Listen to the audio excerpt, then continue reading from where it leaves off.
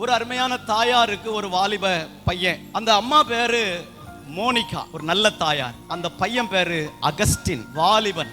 அந்த பையன் சீர்கட்ட வாழ்வை வாழ்ந்தான். எப்படி சீர்கட்ட வாழ்வு வாழ்ந்தான்னா, அந்த வாலிபன் அந்த ஊர்ல இருக்கிற தெருவுல நடந்து போனான்னா அங்க இருக்கிற பெண்கள் அவனோடு விபச்சாரம் பண்ணும்படி அவனை அழைப்பார்களாம். விபச்சாரமே பண்ணி வாழ்கிறவனாக அவன் தன்னுடைய வாழ்க்கையை அமைத்து கொண்டான். இந்த அம்மாவுக்கு புருஷன் இல்ல, இந்த அம்மாவுக்கு வேற பிள்ளைகள் கிடையாது, ஒரே ஒரு பையன். அந்த பையனை நினைத்து இந்த அம்மா அழுறாங்க, ஜெபிக்கிறாங்க. ஒரு நாள் பாஸ்டர் கிட்ட போய் சொன்னாங்களாம், பாஸ்டர் என் பையனுக்காக ஜெபம் பண்ணுங்க பாஸ்டர், என் பையன் திருந்தவே மாட்டேங்கிறான், தன் வாழ்க்கையை இன்னும் கெடுத்து கொண்டிருக்கிறான்.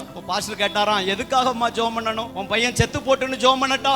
அந்த அம்மா சொல்லிச்சான், அடுத்த முறை வேணும்னா அதுக்காக ஜெபம் பண்ணிக்கலாம் ஐயா, இந்த முறை அவன் ரட்சிப்புக்காக ஜெபம் பண்ணுங்க ஐயான்னுச்சான். அப்ப அந்த பாஸ்டர் சொல்லி கொடுத்தாராம், நீ உன் பையனுக்காக ஜெபம் பண்ணும் போது உன் கண்ணுல இருந்து கண்ணீர் வந்துச்சுன்னா அதை பாத்திரங்கள்ல பிடிச்சு வை அப்படி சொன்னாராம் பாஸ்டர். இந்த அம்மா வீட்டுக்கு வந்து ஜெபம் பண்ண ஆரம்பிச்சாங்க. ஒரு நாள் அவன் கிளம்பி போயிட்டான். போனா அவன் எப்போ வருவான்னே தெரியாது. அந்த தொழில் அவன் இருந்து அவனுக்கு அவன் மாச கணக்கில் போயிடுவான், போயிட்டு தான் வீட்டுக்கு வருவான். இப்படி அவன் ரொம்ப காலம் வெளியே போயிட்டான், கிட்டத்தட்ட 2 மாதங்கள். அவன் திரும்ப வீட்டுக்கு வரும்போது 2 மாதம் கழித்து வரும்போது இந்த அம்மா அவனுக்காக ஜெபம் பண்ணி அழுது உபவாசம் பண்ணி அழுது அழுது அழுது வடித்த கண்ணீரை 2 பெரிய பவுல் நிறைய பிடிச்சிட்டாங்களாம். அந்த பையன் வந்த உடனே அந்த அம்மா அந்த 2 பவுலையும் எடுத்து காட்டினாங்களாம், தம்பி ஏன்பா இவ்வளவு மோசமா நடக்கிற, உனக்காக நான் எவ்வளவு கண்ணீர் வடித்து அப்பா சமூகத்துல ஜெபம் பண்ணி இருக்கிறேன்னு பாரு, தயவு செய்து இந்த பாவத்தை விட்டுருப்பா.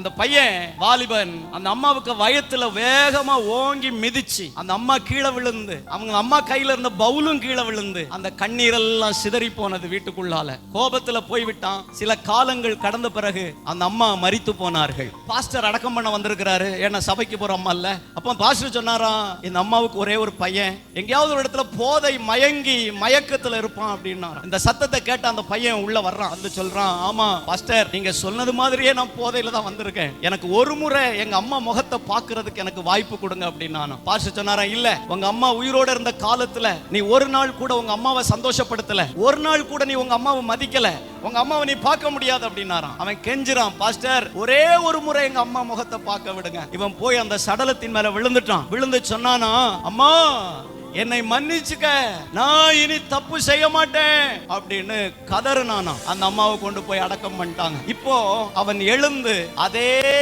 வீதியிலே நடந்து போகையிலே அங்கிருந்த பெண்கள் எல்லாம் மறுபடியும் அவனை விபச்சாரத்துக்கு அழைக்கும் போது அவன் இப்படி சத்தமிட்டு சொன்னானாம், அகஸ்டின் செத்து போய்விட்டான், இப்பொழுது நான் புதிய மனிதனானேன். அவன் சொன்னானா, அகஸ்டின் செத்து போயிட்டான், நான் புதிய மனிதனானேன். ஆண்டவர் அவனை மாத்தினாரு, அவன் ரட்சிக்கப்பட்டான், ஊழியத்துக்கு வந்தான், ஊழியம் செய்தான்.